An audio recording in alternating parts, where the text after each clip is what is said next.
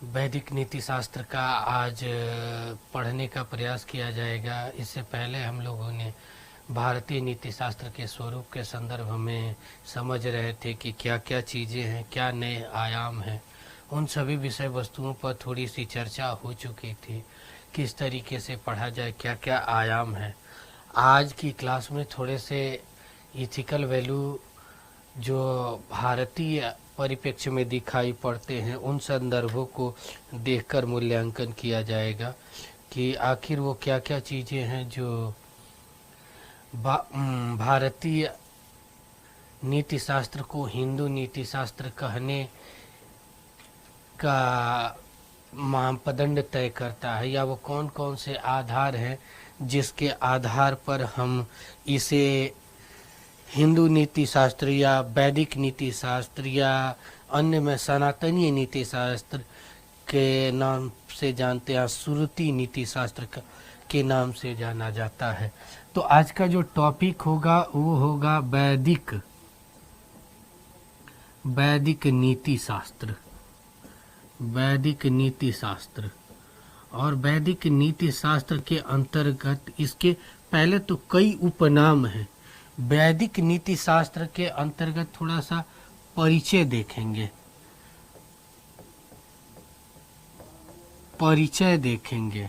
इसके बाद इसके कई उपनाम हैं, फिर इसके विभाजन देखेंगे, उसके बाद इसकी विशेषता देखेंगे, उसके बाद आवश्यक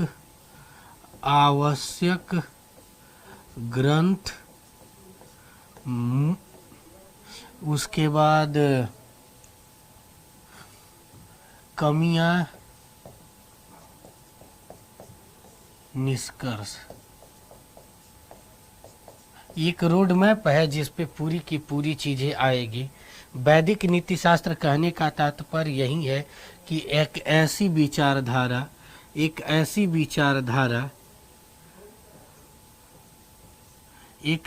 विचारधारा जो वेदों पर आधारित हो, वेद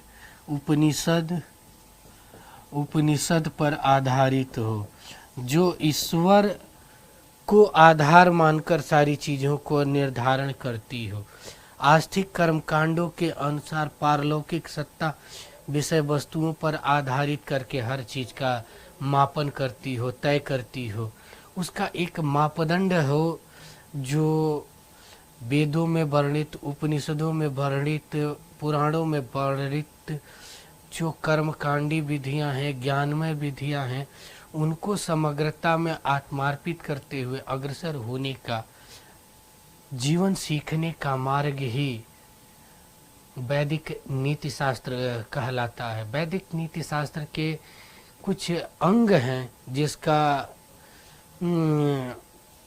परिचय जानना जरूरी है, क्योंकि इसमें वेदों का, उपनिषदों का, पुराणों का, वेदांगों का, महाकाव्यों के एक महत्वपूर्ण ग्रंथ में श्रीमद् भगवत गीता का अर्थ दर्शन जानना अति आवश्यक हो जाता है, क्योंकि वह उसका लेवल ही एक उच्च कोटि का है। वो न केवल नैतिक दृष्टि से बल्कि हर दृष्टि से, व्यवहारिक दृष्टि से भी जीवन जीने की एक नई प्रणाली, एक नई दृष्टिकोण प्रदान करती है। तो इन सभी विषय वस्तुओं पर चर्चा होगी। तो वैदिक नीति शास्त्र किसे कहते हैं? एक ऐसी नैतिक नियम जो वेदों पे आधारित, वेदों की मान्यताओं पर आधारित हो, उसे वैदिक नीति शास्त्र कहते हैं। अब इसे कई उपनाम से जाना जाता है। कई उपनाम में इसके कुछ उपनाम हैं जिसमें इसे हिंदू नीति शास्त्र भी कहते हैं। हिंदू नीति शास्त्र भी कहते हैं। इसे श्रुति का नीति शास्त्र भी कहा जाता है। श्रुति नीति शास्त्र भी कहा जाता है। इसके साथ सनातनीय नीति शास्त्र, सनातनीय नीति शास्त्र भी कहा जाता है। इसके एक उपनाम कर्मकांडीय कांडीय नीति शास्त्र भी कहा जाता है। कई उपनाम दिखते हैं जिसमें इसके रूप का दिखाई पड़ता है कि वहीं जो वेदों आस्था पर आधारित है, ईश्वरीय नीति शास्त्र भी कहते हैं। ईश्वरीय नीति शास्त्र भी कहते हैं, क्योंकि ईश्वरवाद को अध्यारोपित कर आधार बनाकर ही सारी विषय वस्तुओं का निर्धारण किया जाता है। इसको एक और उपनाम से जाना जाता है, जहाँ पर पारलौकिक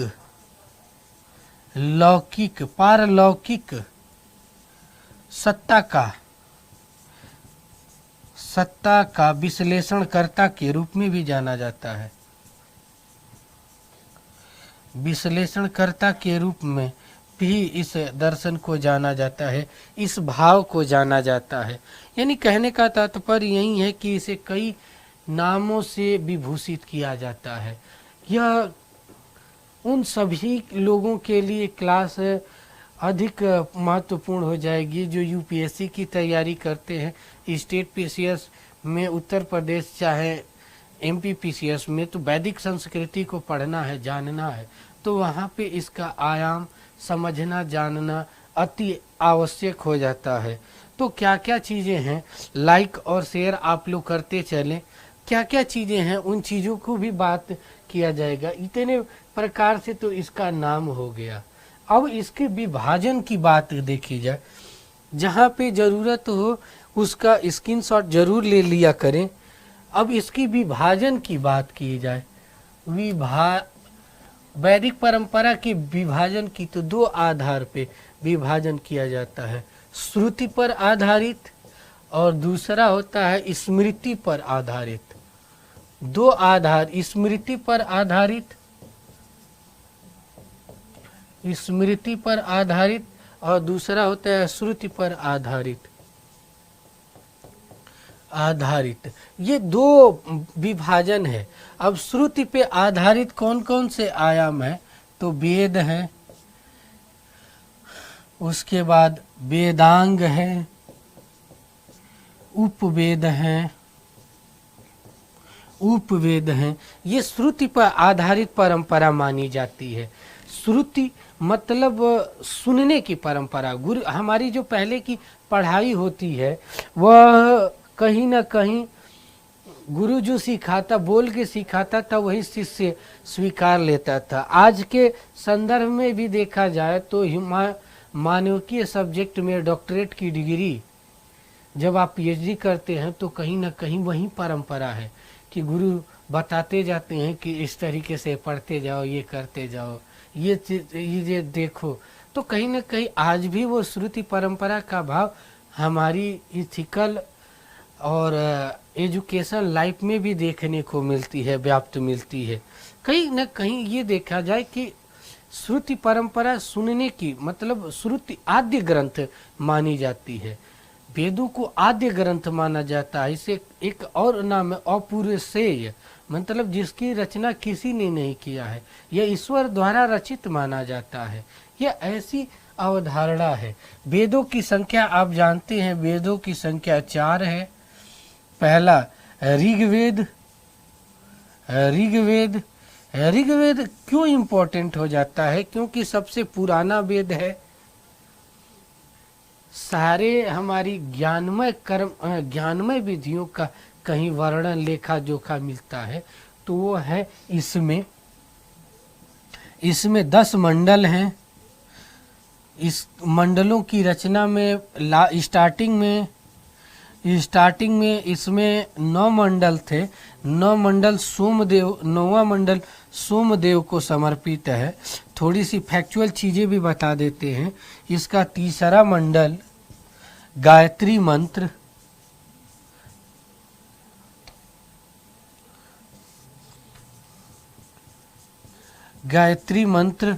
के लिए इम्पोर्टेंट है, क्योंकि इसी में सिर्फ गायत्री मंत्र का वर्णन मिलता है। सिवा इसका 9वां मंडल इम्पोर्टेंट है, 7वां मंडल इम्पोर्टेंट है, इसके साथ 10वां मंडल, इसे नासदीय सूक्त भी कहा जाता है, जिसके अंतर्गत वर्णाश्रम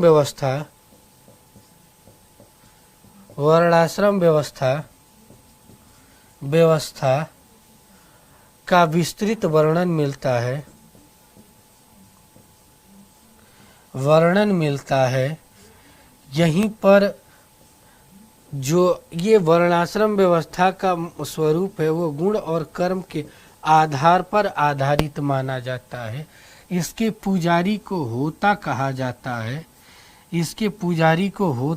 जाता है। ये फैक्चुअल चीज़ें हैं। यदि वैदिक इथिक्स से, यदि वैदिक दर्शन से कोई चीज़ पूछता है तो यहाँ पे जरूर इन विषय वस्तुओं को जानने समझने का कार्य किया जाएगा। नमस्ते उमा उपाध्याय जी। पढ़ते चले, देखते रहे इसमें क्या क्या चीज़ें हैं। होता कहा जाता है, इसकी एक अन्य विशेषता यही है, यह पूरी तरीके से ज्ञान पर आधारित है। इतना फैक्ट यदि आप याद रखते हैं तो नियर अबाउट फिलॉसफी के यूजीसी नेट के एग्ज़ाम में जो भी आएगा उससे आप आराम से निपटा ले जाएंगे, कोई दिक्कत नहीं होगी। इतने फैक्ट, एक एक चीज़ फैक्ट को जरूर नोट करते चले, नोट्स बना ले, वो कहीं ना कहीं हमेशा काम करेगा। ना इसी में ही, बल्कि आप कोई पीटी का एग्ज़ाम भी देंगे, छोटे मतलब भी एग्ज़ाम देंगे, तो इतना मैक्सिमम इतना जानकारी ऋग्वेद की हर जगह काम करेगी। नेक्स्ट चीज़ें इससे संबंधित हैं, वो क्या चीज़ें हैं, वो इसमें दूसरा पढ़ाया जाता है, वो है यजुर्वेद। दूसरा पढ़ा जाता है वो है यजुर्वेद।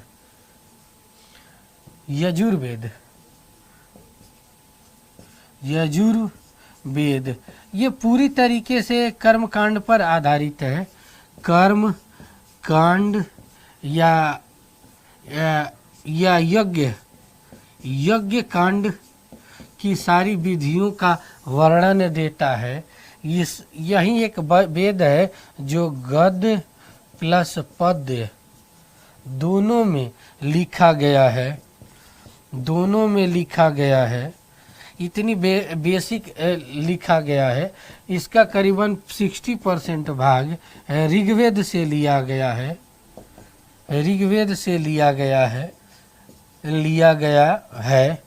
इतनी बेसिक चीज़ें हैं, इतने भी जानते हैं तो आराम से उसके सारे कर्मकांड के चीज़ों को आप कर ले जाएंगे। तीसरा जो वेद आता है,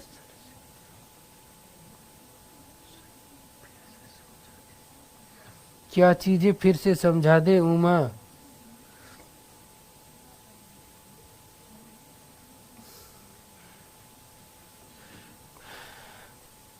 कि किस तरीके से ये सारी चीज़ें हैं। तो इसके अंतर्गत देखो, मैं बता रहा था कि ऋग्वेद जो वैदिक नीति शास्त्र है वो वेदों पर आधारित है, श्रुति परंपरा पर आधारित है। कहाँ से तुझे समझाना है बता दो आप, मैं वहाँ से समझा देता हूँ आपको। जहाँ से आपको समस्या हो आप बताइए, मैं वहाँ से एक एक चीज़ आपको समझा देता हूँ। देखो, यदि यजुर्वेद के बारे में इतनी फैक्ट बहुत हो जाती है। तीसरा जो वेद होता है वह होता है साम्य वेद, जिसे संगीत का वेद भी कहा जाता है, संगीत का आद्य ग्रंथ भी कहा जाता है। तीसरा जो वेद है थर्ड वेद, जिसे साम्य वेद भी कहा जाता है। साम्य वेद यह पूरी तरीके से संगीत से संबंधित वेद है। संगीत या गायन से संबंधित है।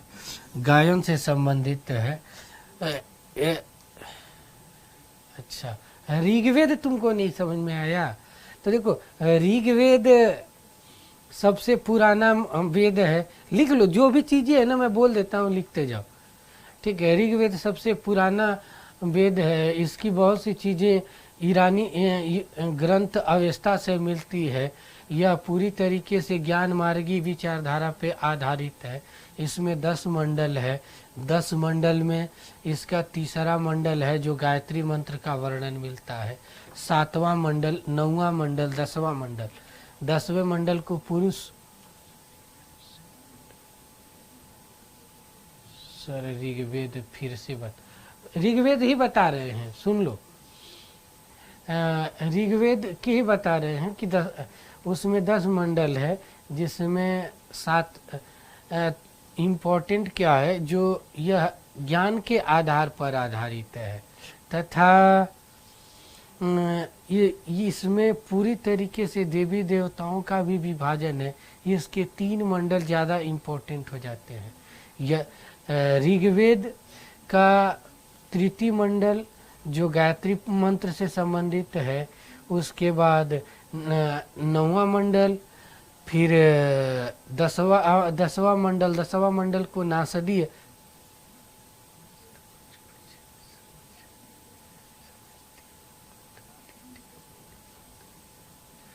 बता रहा हूँ, उसी को तो सुन लो, वो हो जाएगा जितना बता रहा हूँ। फिलॉसफी की स्टूडेंट हो आप उमा? आप फिलॉसफी की स्टूडेंट हैं? देखो, तो जो भी चीज़ें बता रहा था कि 10वां मंडल को पुरुष सूक्त, नासदीय सूक्त या पुरुष सूक्त कहते हैं। इसके अंतर्गत हम वर्णाश्रम व्यवस्था, चारों आश्रमों का वर्णन पढ़ते हैं। यह गुण और कर्म के आधार पर आधारित। यहीं पर एक श्लोक मिलता है कि मैं केसी श्रीवास्तव एंशिएंट हिस्ट्री की बुक पढ़ेंगी तो वहाँ पे मिलेगा कि मैं एक गृहस्थ हूँ, मेरी माँ गृहिणी का कार्य करती है, मेरे पिताजी वैद्य है। मतलब आज की परिदृश्य जैसे जी कि कोई भी व्यक्ति कोई काम कर सकता है, ये चीज़ें था सामवेद को। अब इन तीनों को, ऋग्वेद, यजुर्वेद, अथर्व, सामवेद, इन तीनों वेदों को वेद त्रयी के नाम से जाना जाता है। ये चीज़ें फैक्चुअल चीज़ें हैं जो इम्पोर्टेंट है। इन्हीं से क्वेश्चन ज़्यादा बनेंगे। और कुछ चीज़ें जो इम्पोर्टेंट होगी मैंने इसके डिटेल से डिस्कशन करवा दिया था और आप उसको देख भी सकते हैं। अब उसके बाद आता है चौथा जो वेद, जिसे कहते हैं अथर्ववेद। अथर्ववेद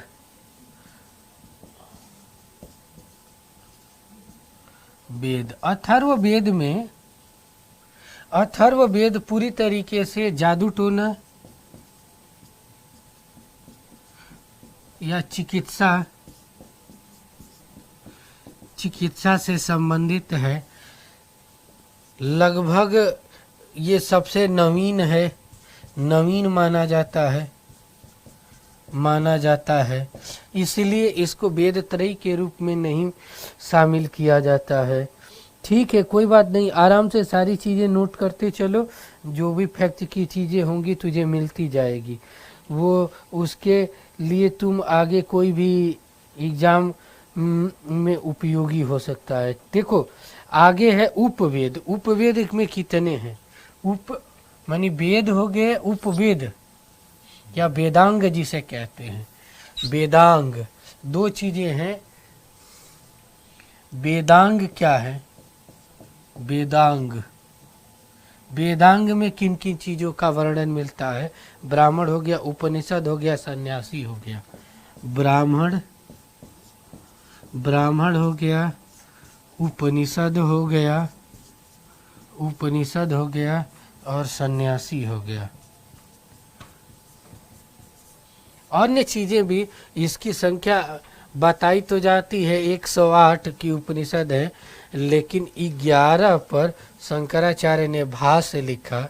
उसी से लगभग 18-19 उपनिषद मिलते हैं और केवल कहा सुनी में है। ब्राह्मण के अंदर ऋग्वेद के ब्राह्मण को क्या कहते हैं, यजुर्वेद के ब्राह्मण को क्या कहते हैं, अथर्ववेद के ब्राह्मण को क्या कहते हैं, साम्य वेद के ब्राह्मण को क्या कहते हैं, इन चीज़ों का वर्णन किया जाता है। उसके बाद उपवेद के रूप में इसे जाना जाता है। अब आता है उपवेद के रूप में, उपवेद के रूप में जाना जाता है। अन्य चीज़ें हैं, जो अन्य चीज़ें देखें तो ये चीज़ें देखते हैं कि वो क्या क्या चीज़ें हैं। वेदांग किसे कहते हैं, वेदांग किसे कहते हैं, तो इसकी संख्या 6 है। कल्प, कल्प, उपनिषद, छंद, उपनिषद, छंद। किसी को भी कोई भी समस्या होगी तो प्लीज़ कमेंट करिएगा, मैं पूरी तरीके से यहीं पे निस्तारण कर दूंगा कि वो सारी चीज़ें कंप्लीट हो जाए। तो यहाँ पे कल्प है, शिक्षा है, कल्प है, शिक्षा है, शिक्षा है, शिक्षा है। उसके बाद व्याकरण है, व्याकरण है, निरुक्त है, छंद है, छंद है, 1 2 3 4 5 छंद है। उसके बाद ज्योतिष है, ज्योतिष। ये 6 हैं। इनके नाम जानना बहुत ज़रूरी है। क्रम से पूछ देता है कि ये किस में है, और चीज़ें इसमें नहीं पूछता है। केवल नाम जानते रहेंगे तो सारी चीज़ें निपट जाएंगी, और ज़्यादा चीज़ें नहीं हैं।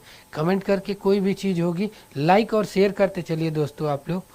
दूसरी चीज़ें आती है स्मृति के आधार पर। अभी हम किसके आधार पर पढ़ते हैं, श्रुति के आधार पर। दूसरी परंपरा हम पढ़ेंगे स्मृति के आधार पर। स्मृति के आधार पर कितने प्रकार से ग्रंथों को बांटा गया है, तो देखिए इसको कितने आधार पर बांटा गया है। तो धार्मिक तंत्र, धार्मिक तंत्र, धार्मिक तंत्र, तंत्र। दूसरा धार्मिक तंत्र के अंतर मूल रूप से, मूल रूप में वेदों, वेदों के ज्ञान पर बल देना है, बल देना है, वेदों के ज्ञान पर बल देना है। धार्मिक तंत्र के अंतर्गत वेदों के ज्ञान पर बल देना है। Thank you. आप पढ़ते रहे और इसी तरीके से कोई भी चीज़ होगी ज़रूर बताते रहिएगा। अब दूसरा है तंत्र, तन मात्रा, जिसे तन मात्रा के रूप में जाता है, या गुण के रूप में। गुण के आधार पर, गुण के आधार पर 3 गुण माने गए हैं। सात्विक, सात्विक गुण, दूसरा हो गया राजसिक, और तीसरा हो गया तामसिक।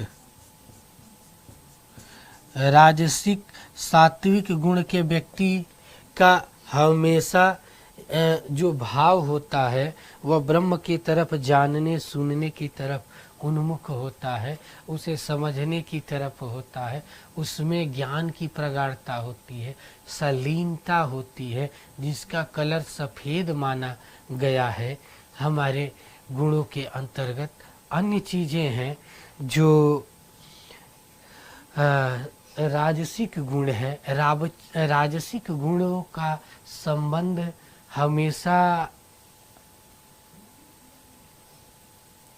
राजसिक भेष चीज़ों से होती है। कह सकते हैं कि भोग विलासता तो नहीं कहते हैं, राजशाही व्यवस्था का जो भाव हो उसमें आता है। जैसे ब्राह्मणों को कहा जाता है कि सात्विक प्रवृत्ति के इंसान हैं, उसमें सात्विक गुण की प्रधानता होती है। क्षत्रियों को कहा जाता है कि उनके अंतर्गत जैसे रक्षा करना, किसी दूसरे की देखरेख करना, यज्ञ करवाना, और उसके बाद दान दक्षिणा देना तो वैश्यों का काम हो जाता है। वो दूसरा रक्षा करना, मतलब एक शब्द में क्या उसे बोल सकते हैं आप लोग बताएं, कि थोड़ा सा मेरे दिमाग पे नहीं चढ़ रहा है कि राजसिक में वो मतलब क्या कहते हैं, भोग विलास तो तामसिक में आता है। भोग विलास की कल्पना, इसका रंग काला माना जाता है। ये पूरी तरीके से भोग विलासता पर आधारित माना जाता है। भोग विलासा काम प्रधान चीज़ें हैं, काम प्रधान चीज़ें हैं। इसके अंतर्गत लिखे, इसमें ऐश्वर्य, हाँ देखिए ऐश्वर्य, ऐश्वर्य पर आधारित होता है। जो वर्चस्वता का भाव होता है, वर्चस्व की जो भावना होती है, इन चीज़ों पे होती है। यह पूरी तरीके से उन भावों को बताने का कार्य करता है जो मूल रूप से हमारे गुणों में पाया जाता है। और सृष्टि के जितने भी प्राणी हैं उन सब में 3 प्रकार के गुण पाए जाते हैं, हम में, आप में। मतलब जो भी 5 प्रकृति के तत्वों से बना है, जिसको प्रकृति बनाई है उसमें यही 3 गुण हैं, जिसे प्रकृति इन्हीं तीनों गुणों को इंसान, मनुष्य, जीव, प्राणी में डालकर सृष्टि का विकास करती है, सृष्टि का विकास करती है। यह भावना हमें, इस तरीके की भावना का समझ हमें सांख्य दर्शन में मिलता है, सांख्य दर्शन में पढ़ने को मिलता है। और सांख्य दर्शन की डिटेल हमने इसी चैनल पर डिटेल से, राजसी एटीट्यूड, हाँ सही बोली, राजसी एटीट्यूड्स, तो राजसी ये चीज़ें पाई जाती है। Thank you Uma ji. तो ये चीज़ें हैं कि कोई चीज़ें होगी तो बताना, यदि कोई डाउट होगी तो बताना इसी तरीके से। अब लगता है ना, जैसे आदमी पूछता है और बताते हो तो ठीक लगता है। तो राजसिक गुण हो गया, तामसिक गुण हो गया, सात्विक गुण हो गया। सृष्टि इन्हीं तत्वों से, हर इंसान में यह गुण पाया जाता है। किसी में सात्विक गुण की प्रधानता होती है, किसी में राजसिक गुण की प्रधानता होती है, किसी में तामसिक गुण की प्रधानता होती है। तो ये सारी चीज़ें हैं। तीसरा आता है पुराण। तीसरी जो चीज़ें हैं वह है स्मृति आधारित चीज़ों पे, पुराणों पर। पुराणों में का जो वर्णन मिलता है, पुराण हमारे भारत वैदिक परंपरा में कितने पुराण माने गए हैं बताएगा कोई? पुराणों के आधार पर, पुराणों के आधार पर वैदिक परंपरा में पुराणों की संख्या कितनी मानी गई है? वैदिक परंपरा में पुराणों की संख्या कितनी मानी गई है बताएं? 18 पुराण माने गए हैं। 18 पुराण माने गए हैं, जिसमें से 3 पुराण ज़्यादा इम्पोर्टेंट हो जाते हैं। भगवत पुराण,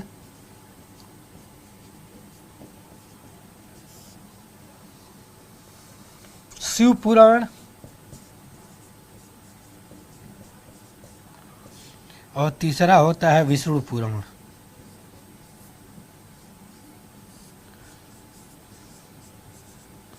सामान्यतः देखा जाए तो पुराण में हमारी जो ज्ञान की पद्धति मिलती है, पुराण हमेशा हमें सामाजिक ज्ञान देते हैं। पुराणों की स्थापना ही हुई है सामाजिक सौहार्द को व्याप्त रखने के लिए, सामाजिक व्यवस्था को बनाए रखने के लिए, सामाजिक आयाम को जोड़ने के जो मूल ग्रंथ हैं उसे पुराण कहा जाता है। तो इनकी संख्या 18 है। मत्स्य पुराण सबसे पुराना पुराण माना जाता है। भगवत पुराण, जो कुछ लोग ये मानते हैं कि भगवत जो गीता है,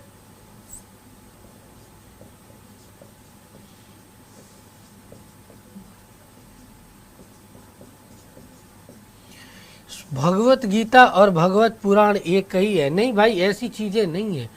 श्रीमद् भगवत गीता में योग एवं ज्ञान की व्यवहारिकता के साथ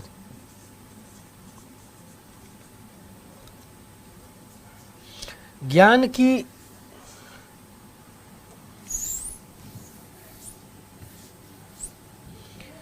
ज्ञान ज्ञान की व्यवहारिकता पर अधिक बल दिया जाता है, अधिक बल दिया जाता है।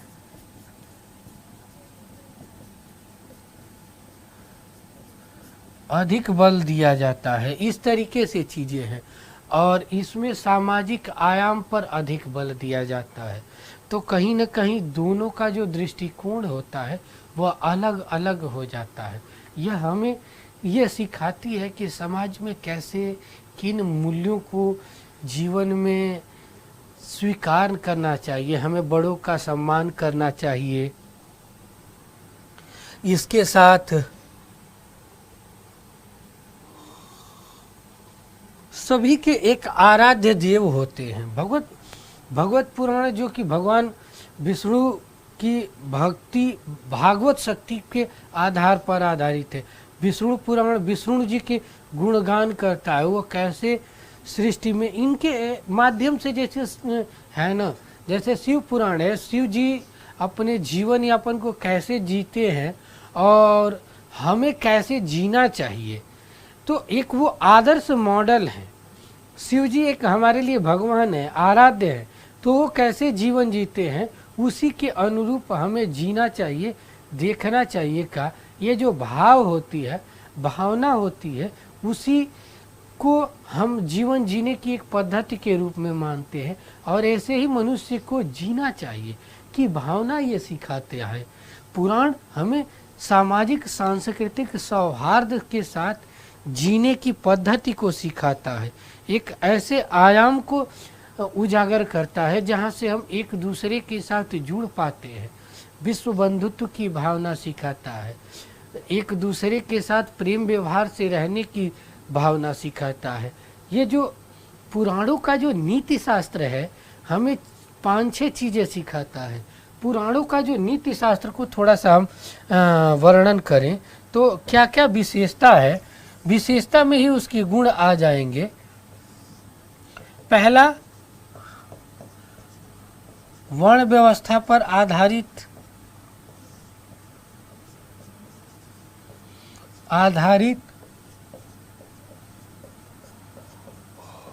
पुरुषार्थ को सर्वोच्च मानता है, सर्वोच्च मानता है। ठीक, सामाजिक एवं सांस्कृतिक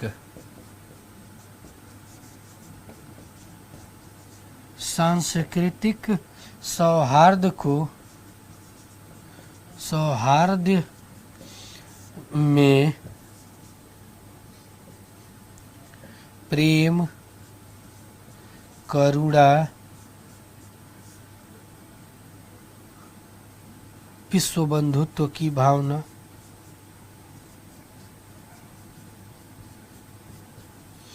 भावना के साथ मोक्ष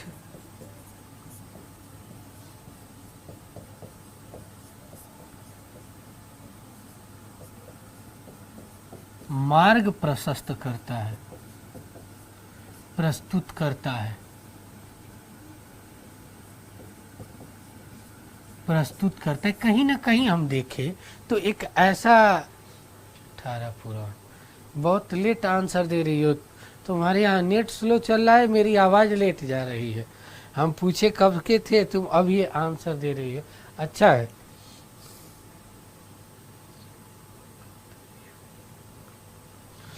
बात सही है, शिव पुराण में भी योग का वर्णन है, लेकिन आप एक बार शिव पुराण पढ़िएगा, मैं तो पढ़ा हूँ। शिव पुराण में शिव जी के, ये तो माना ही जाता है कि भगवान शिव को योगीराज कहा गया है, यानी समस्त योगों के राजा योगीराज कहा गया है। वहीं उन्हीं से सभी योगों का उद्भव हुआ है, ये माना जाता है।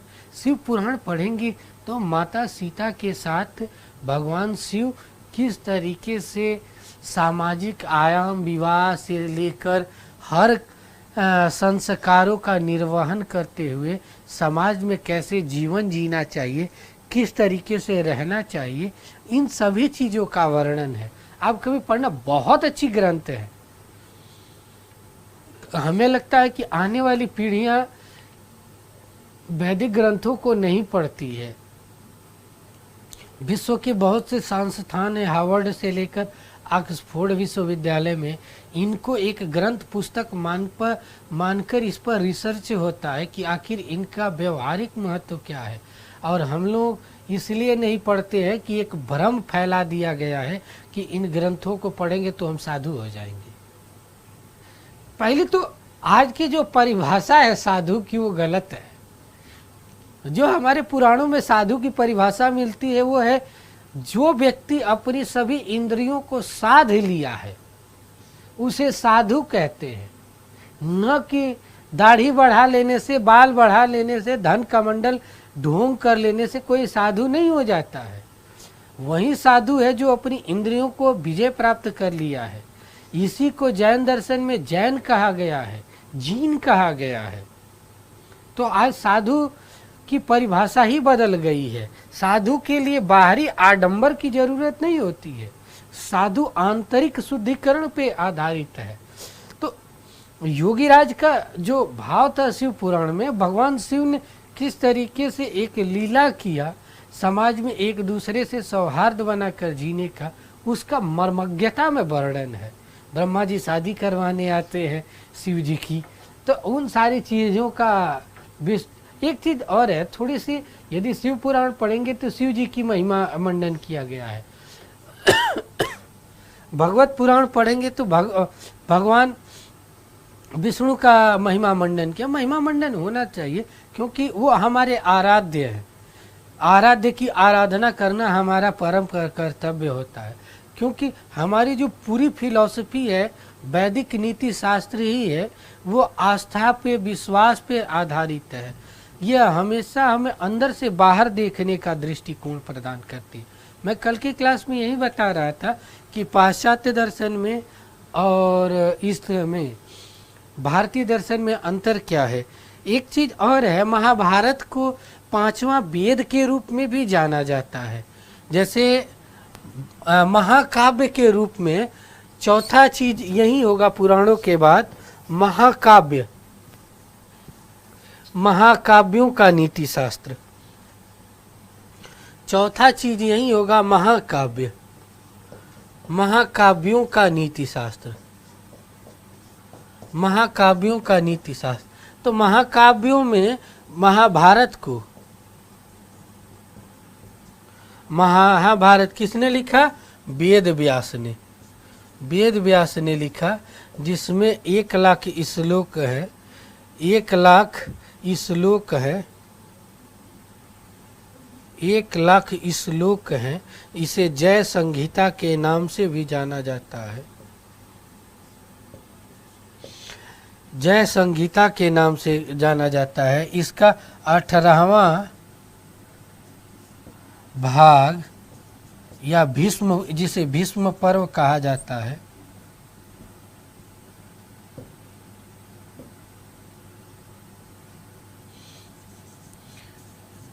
भीष्म पर्व भी कहा जाता है। भीष्म पर्व में कृष्ण प्लस अर्जुन का संवाद है, अर्जुन के बीच का संवाद है, जो योग के माध्यम से सभी आयाम का वर्णन करती है। यहीं से महाभारत का नैतिक आयाम भी निकल कर आता है। इसके डिटेल से मैंने नैतिक आयाम का कहाँ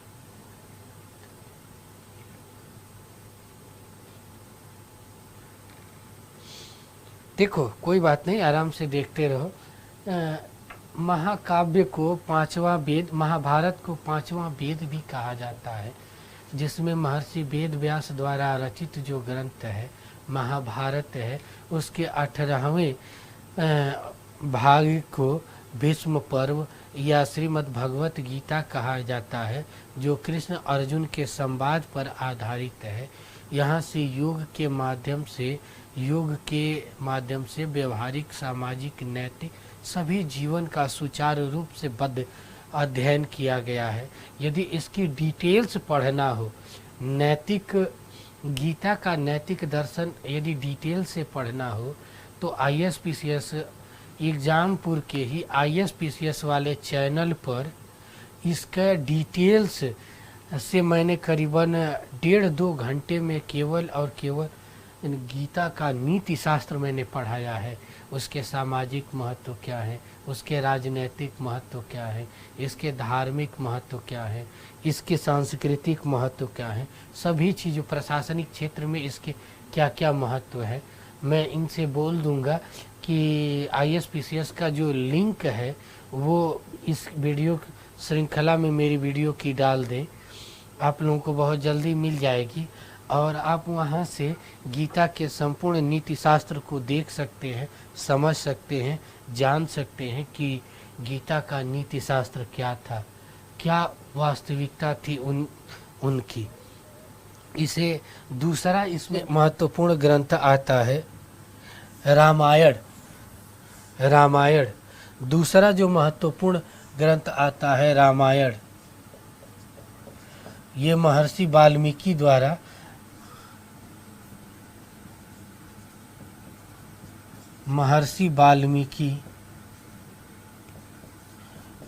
द्वारा लिखा गया ग्रंथ है। यह इतना वाल्मीकि द्वारा लिखा गया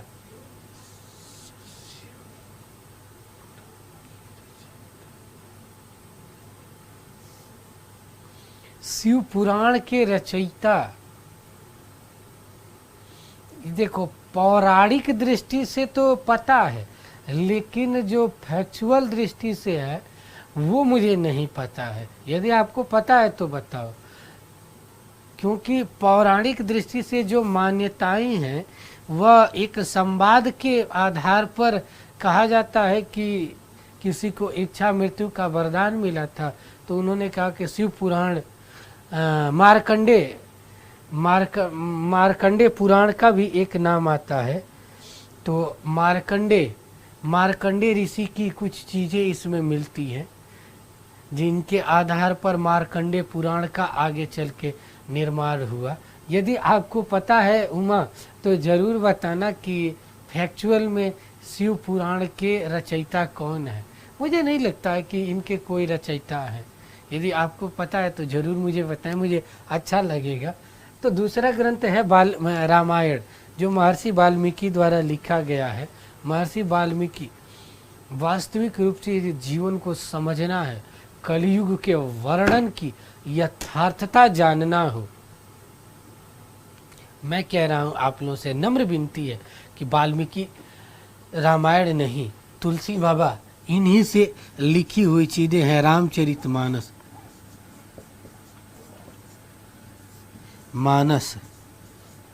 तुलसीदास की लिखी हुई है, तुलसी बाबा की लिखी हुई चीज़ है, तुलसीदास की लिखी हुई चीज़ है। रामचरितमानस जरूर पढ़िएगा। ये तो थोड़े से टफ हो जाएगा क्योंकि संस्कृत में है, ट्रेडिशनल है, बहुत टेढ़ी लैंग्वेज भी है, लेकिन रामचरितमानस पढ़िएगा, इसकी सिंप्लीफाई रूप है। ये बात सही है कि इसमें कुछ तोड़ मोड़ मुझे भी नहीं पता है। चलो कोई बात नहीं, नेक्स्ट कल मिलना। कल की क्लास हो सकता है तो 6 या 7 के बीच में होगी, क्योंकि लंबा गैप हो जा रहा है। तो ISPCS पे मेरी क्लास रहती है, तो इसीलिए इसको एक साथ कर रहा हूँ। शाम को होगी, शाम को फ्री हो आप लोग तो शाम को जुड़िए। मैं पूरी नीति शास्त्र को पढ़ाऊँगा और नीति शास्त्र को इस लेवल तक पढ़ाऊँगा जिससे न केवल आपके UGC नेट का काम निपट जाएगा, बल्कि ISPCS का यदि इथिक्स का 4th पेपर भी यदि पढ़ना चाहते हैं, जानना चाहते हैं, तो उसकी भी आपकी प्यास बुझ जाएगी। एक सारे भाव को समग्रता में विश्लेषण करने का प्रयास कर रहा हूँ। कुछ चीज़ें हैं जो मैं रामचरितमानस का एक कांड है, आप लोगों को समय मिलेगा तो ज़रूर पढ़िएगा।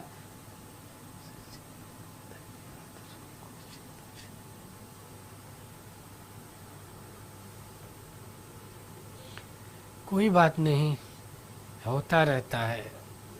लेकिन एक ही चीज़ कहेंगे, कहीं भी वहाँ जाना न तो हमेशा सीखने की प्रवृत्ति से जाना, बहुत कुछ मिलता है। हमें तो आप लोगों से भी बहुत कुछ सीखने को मिलता है। मुझे लगता है कि यदि ऋग्वेद के रचयिता पूछे, आप उपनिषदों के रचयिता पूछे, तो ये गलत होगा, क्योंकि ये हमारे शास्त्रों में अपुरुषेय माने गए हैं, ईश्वर द्वारा रचित माने गए हैं। पुराणों की कुछ काल खंड की चर्चा होती है कि मत्स्य पुराण चीज़ें की कब हुई है, किस वंश के समय हुआ है, क्योंकि उस समय की वर्तमान परिस्थितियां भी तो किसी चीज़ को प्रभावित करती हैं। तो ये चीज़ें होती रहती हैं, लेकिन ये कहा जाए कि इसके कोई पार्टिकुलर व्यक्ति रचयिता है, नहीं है। क्योंकि ये पूरे ग्रंथ ही श्रुति परंपरा, एक बार ना सुने हुए चीज़ों को आधार बनाकर लिखे गए हैं। पहले का तो ज्ञान ही ऐसा होता था, गुरु और शिष्य का जो संवाद होता था, गुरु शिष्य को सिखाता था। बाद में ये तो लिखा गया जब अंग्रेज ये कहने लगे कि हम लोग तुमसे श्रेष्ठ हैं, हम लोग तुमसे श्रेष्ठ हैं, तो फिर हमारे उस समय के बुद्धिजीवी वर्ग, क्योंकि तुम लोगों का कोई इतिहास नहीं है, तो फिर हमारे बुद्धिजीवी वर्गों के जितने लोग थे उन्होंने उसे नए तरीके से संकलित करने का प्रयास किया। उसके बाद नेक्स्ट जो आता है, इसका ना कलयुग वर्णन, कलयुग वर्णन जरूर पढ़ना। मैं कह रहा हूँ, एक शोध छात्र भी रहा हूँ और जीवन को जितना भी देखा हूँ थोड़ा बहुत, यदि कलयुग वर्णन एक बार पढ़ने के बाद न इसके एक एक चौपाई पे पीएचडी किया जा सकता है। जो उस समय मतलब आज से 400 वर्ष पहले जो लिख के गए हैं, आज एक एक लाइन सत्य प्रतीत होती है।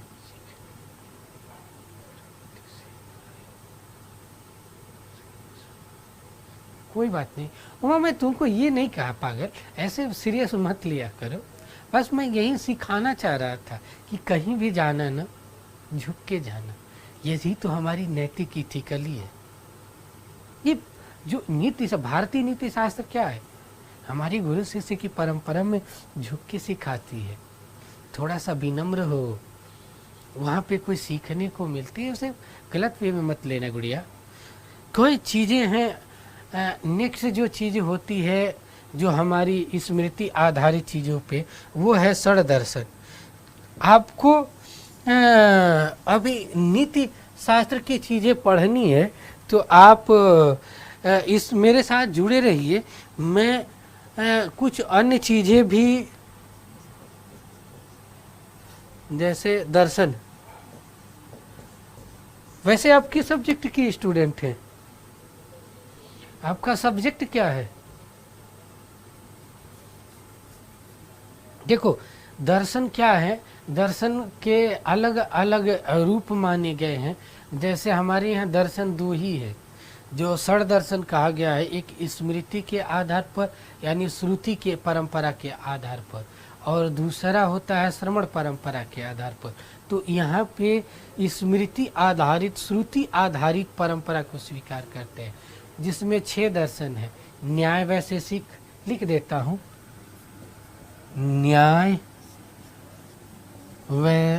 वैशेषिक, न्याय वैशेषिक, सांख्य योग, सांख्य योग,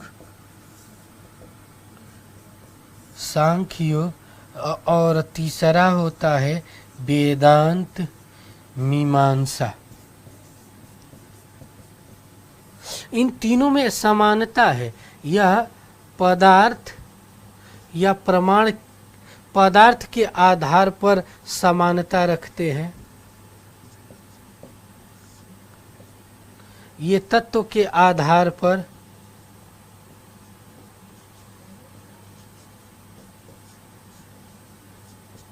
यहाँ 25 तत्व स्वीकार किया गया है।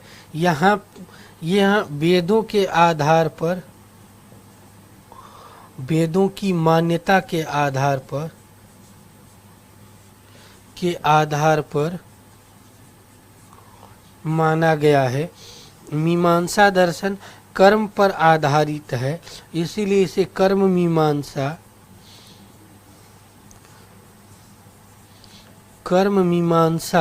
कर्म पर आधारित होने के कारण इसे कर्म मीमांसा कहते हैं। वेदांत ज्ञान के आधार पर आधारित है। वेदांत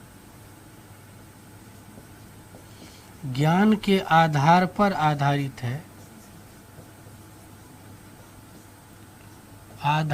आधारित है, इसलिए यहाँ ज्ञान मार्गीय परंपरा का वर्णन मिलता है, जहाँ दो मान्यताएं देखने का मिलता है। होम साइंस अच्छा यूजीसी नेट तो